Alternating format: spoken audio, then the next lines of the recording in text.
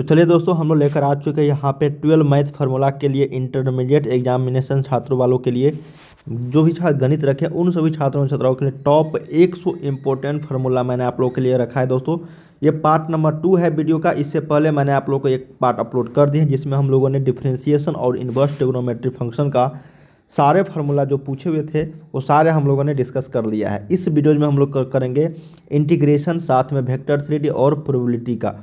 बहुत ही शानदार ये क्लासेज होने वाले हैं दोस्तों, मतलब इस तरह के फार्मूला को याद करने के लिए।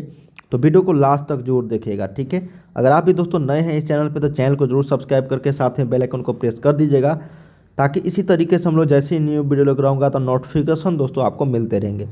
आप इस वेबसाइट पे जाकर तैयारी कर सकते हो या फिर क्वेश्चन पेपर को डाउनलोड कर सकते हो। starstudypoint.com गूगल पे लिखिए या फिर लिंक आपको वीडियो के डिस्क्रिप्शन में मिल जाएंगे या फिर गूगल पे सर्च कर सकते हो।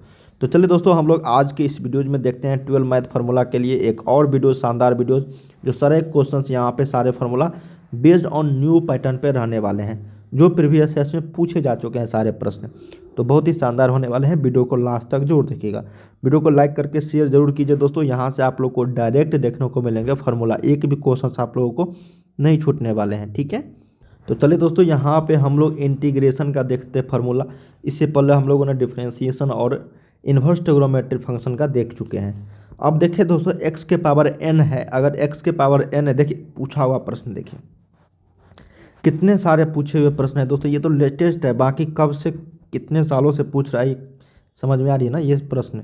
x के पावर n अगर रहेगा दोस्तों तो ये हो जाता है x के पावर n+1/n+1, और हमेशा दोस्तों प्लस k कांस्टेंट या फिर प्लस c इस दोनों में लगाना ही चाहिए इंटीग्रेशन में, तभी आपका यहाँ पे 100% करेक्ट होगा, ठीक है। तो x के पावर n+1/n+1 प्लस k या फिर c, ठीक है। तो ये फार्मूला हो गया दोस्तों पहला, जहाँ पे n का वैल्यू कभी भी निगेटिव में नहीं होनी चाहिए।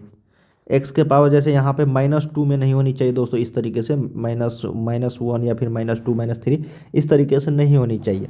चलिए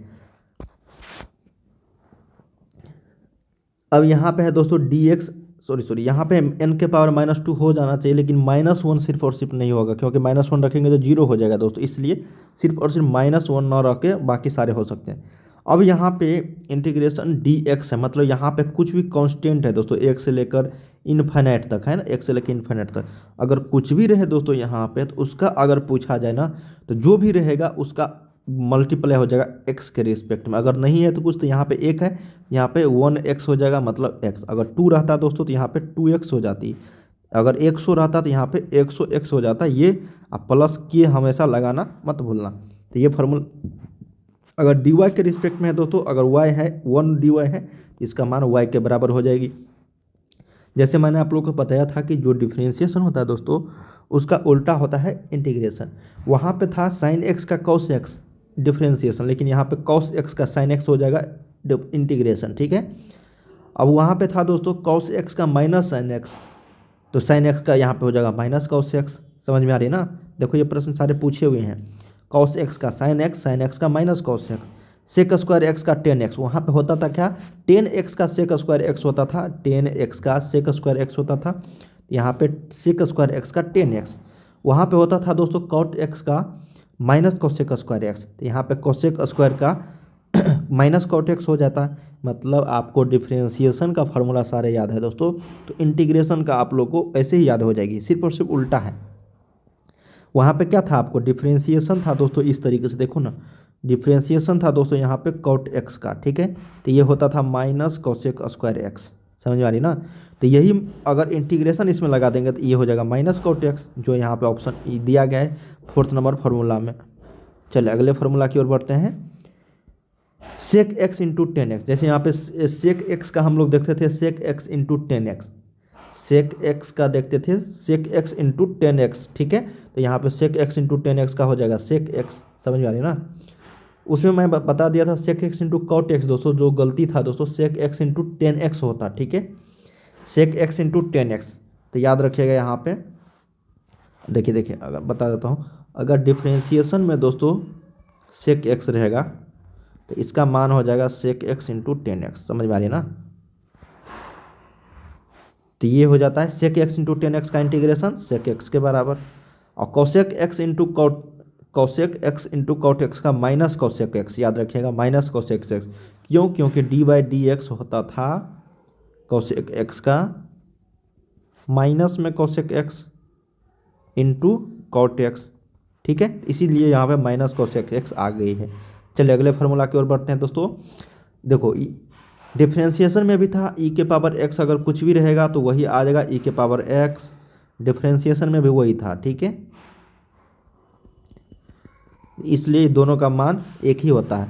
अब ए के पावर एक्स रहेगा, ई के पावर एक्स था तो सेम था, लेकिन अगर ए के पावर एक्स रहेगा दोस्तों इसमें, तो अगर ए के पावर एक्स रहेगा जो यहाँ पे दिया गया है, ठीक है, तो ये हो जाता है ए के पावर एक्स बट्टा में लॉग ए, क्या होता है बट्टा में लॉग ए, प्लस के हमेशा याद रखना जुटना है।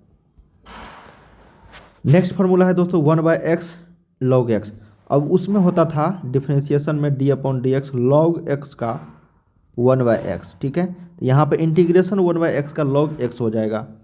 अब यहाँ पे देखिए साइन इन्वर्स x का यहाँ पे इंटीग्रेशन है 1 बटा, देखिए इसका इंटीग्रेशन है दोस्तों 1 बटा रूट अंडर में 1 माइनस एक्स स्क्वायर dx, ठीक है, इसका हो गया साइन इन्वर्स x।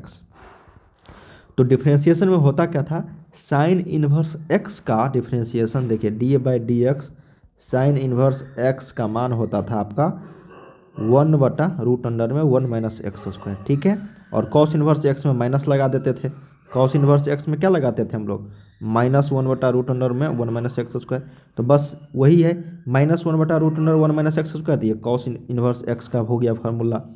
अब हम लोगों ने यहाँ पे देखिए टेन इन्वर्स एक्स का फार्मूला क्या रखा था 1 बटा 1 प्लस एक्स स्क्वायर, तो इसका इंटीग्रेशन निकालेंगे हम लोग, तो ये हो जाएगा टेन इन्वर्स एक्स के बराबर। मतलब समझो ना दोस्तों कि डिफ्रेंशिएशन का उल्टा इंटीग्रेशन है, ठीक है, तो ये सारे फार्मूला आप लोगों को सेम टू सेम उसी पैटर्न पे देखने को मिलेंगे, सारे फार्मूला A to Z। अगर डिफ्रेंशिएशन का फार्मूला याद है तो एक एक फार्मूला आप लोगों से बनते चले जाएंगे इंटीग्रेशन का, सिर्फ और सिर्फ उल्टा कर देना है उसका। समझ में आ रही ना बात, बिल्कुल, ठीक है। सेक इन्वर्स एक्स का हो जाएगा यहाँ पे 1 बटा x into root under x square -1, फिर कोसेक इन्वर्स एक्स का -1 बटा x into root under x square -1, ये सारे इंटीग्रेशन का फार्मूला है, ठीक है, ये इंटीग्रेशन का साइन है, और डी बाई डी एक्स जो रहेगा तो वो डिफ्रेंशिएशन का साइन रहेगा। चलिए अगले फार्मूला की ओर बढ़ रहे हैं। अब एक फार्मूला और है दोस्तों वहाँ पे कि 10x का 10x का इंटीग्रेशन क्या होता है,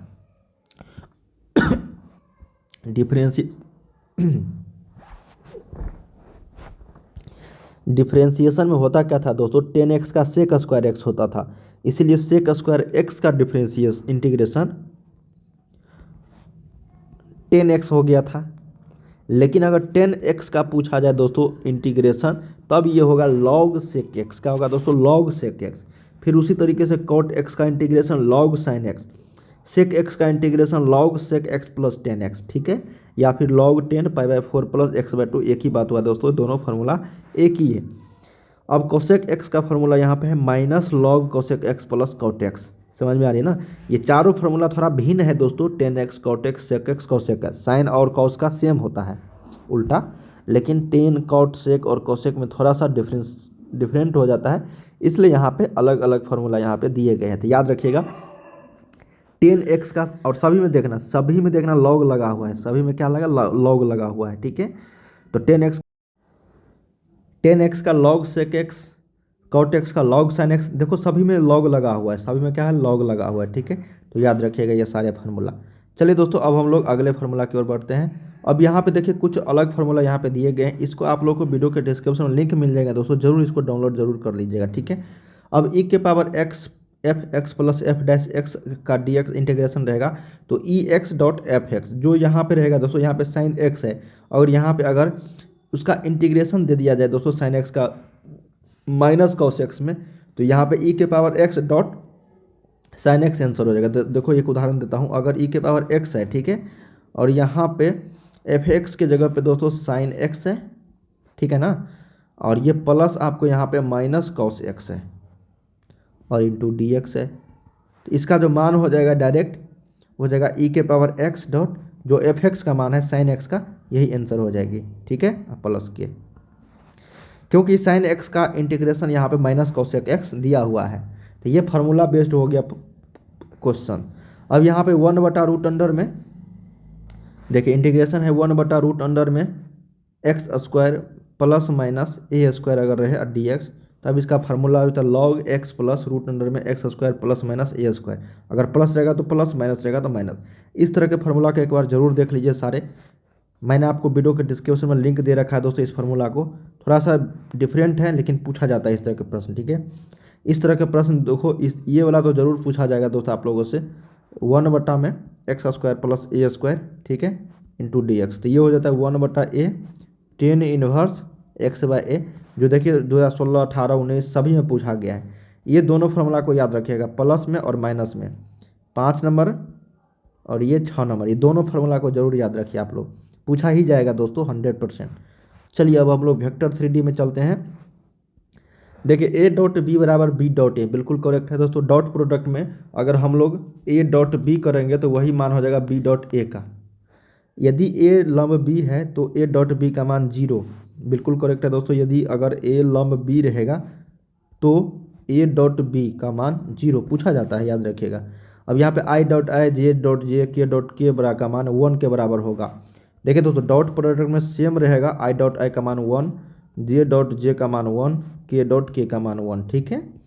अगर यही आई डॉट जे रहेगा, इसको अगर मल्टीप्लाई करेंगे तो 0 आ जाएगा, क्या आ जाएगा 0। फिर के डॉट आई का मान 0, जे डॉट के का मान 0, मतलब अलग अलग रहेंगे तो हमेशा 0 आएगा। जो यहाँ पे दिया गया I dot J, J dot के डॉट आई, सभी का मान 0। अब एक और यहाँ पे दिया गया है A dot B plus C का मान बराबर A dot B plus plus A dot C, मतलब इसको और इसको मल्टीप्लाई करेंगे तो दोनों का मान सेम आएगा, जो ए डॉट बी प्लस सी का आएगा। समझ रहे हो ना। डॉट प्रोडक्ट बहुत इजी है दोस्तों थोड़ा सा, वेक्टर प्रोडक्ट थोड़ा हार्ड है। अब जैसे देखिए यहाँ पे वेक्टर प्रोडक्ट है दोस्तों, ए पैरेलल अगर बी रहेगा तब ए क्रॉस बी का मान 0 होगा। वहाँ पे क्या था, ए लंब बी रहेगा तब ए डॉट बी का मान क्या होगा 0 होगा। लेकिन यहाँ पे अगर ए पैरेलल बी रहेगा तब ए क्रॉस बी का मान 0 होगा। समझ में आ रही है ना बात, दोनों में डिफरेंस। आई क्रॉस आई, वहाँ पे आई डॉट आई होता था 1, लेकिन यहाँ पे आई क्रॉस आई का मान 0 होता है, ठीक है। जे क्रॉस जे, के क्रॉस के का मान 0। अब यहाँ पे आई क्रॉस जे का मान के, वहाँ पे आई डॉट जे का मान 1 होता था, सॉरी 0 होता था। लेकिन यहाँ पे आई क्रॉस जे का मान के, जे क्रॉस के का मान आई, के क्रॉस आई का मान जे, जे क्रॉस आई का मान माइनस के, मतलब उल्टा चलेगा, के क्रॉस जे के बाद माइनस ए, आई क्रॉस के का मान माइनस जे। याद रखेगा ये सारे फार्मूला को पूछा हुआ, देखो ना किस तरह कितने ईयर्स में पूछे जा चुके हैं ये सारे प्रश्न। बहुत ही शानदार ये क्वेश्चन है दोस्तों वेक्टर एंड 3D का, ठीक है। अब यहाँ से दोस्तों दिक कोज्या पूछा जाता है आप लोगों को एक्स वाई जेड का। अगर एक्स का दिक कोज्या पूछा जाएगा तो एक्स का मान 1 रखना और बाकी 0 का दोनों का मान 0 0 रखना। अगर वाई का मान पूछा जाएगा तो 0 1 0, ठीक है ना। अगर जेड का मान पूछा जाएगा तो 0,0,1, जिसका पूछा जाएगा उसके बदले में 1 और बाकी का 0 0। देखो यहाँ पे दिया गया एक्स और वाई जेड की दिक कोज्या 1 0 0 0 1 0 और 0 0 1 होती है। देखो कितने ईयर्स में 2013, 15, 16, 17, 17, 18, 19, मतलब समझ रहे हो ना बात। ये कितने में पूछा जाता है, हर एक साल ये पूछे ही जाएंगे एक्स वाई जेड में से किसी को। तो 1 नंबर तो यहाँ से कन्फर्म है ही दोस्तों। अब यहाँ पे देखिए ये जो 4 फार्मूला दिया गया दोस्तों समझ लो।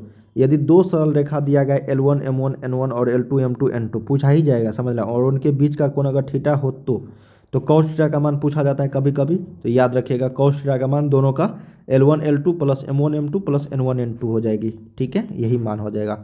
अगर साइन थीटा का मान पूछा जाएगा तो साइन थीटा में रूट अंडर में डाल देना और M1 N2 माइनस हालांकि अधिक ये नहीं पूछता है दोस्तों, हालांकि यही पूछता है कॉस थीटा का मान हमेशा कभी भी पूछा जाएगा तो, नहीं तो आपको 3 और 4 नंबर में जो है वो पूछा जाता है।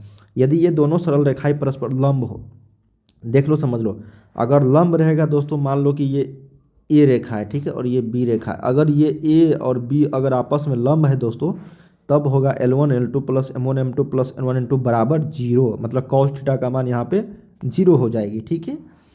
यदि दोनों ये आपस में समांतर है, मतलब ए रेखा और यहाँ पे जो है बी रेखा दोनों आपस में समानांतर है, तब यहाँ पे L1/L2 बराबर M1/M2 बराबर N1/N2। इस फार्मूला को याद जरूर रखिएगा दोस्तों, पूछा ही जाता है ये दोनों फार्मूला, ठीक है।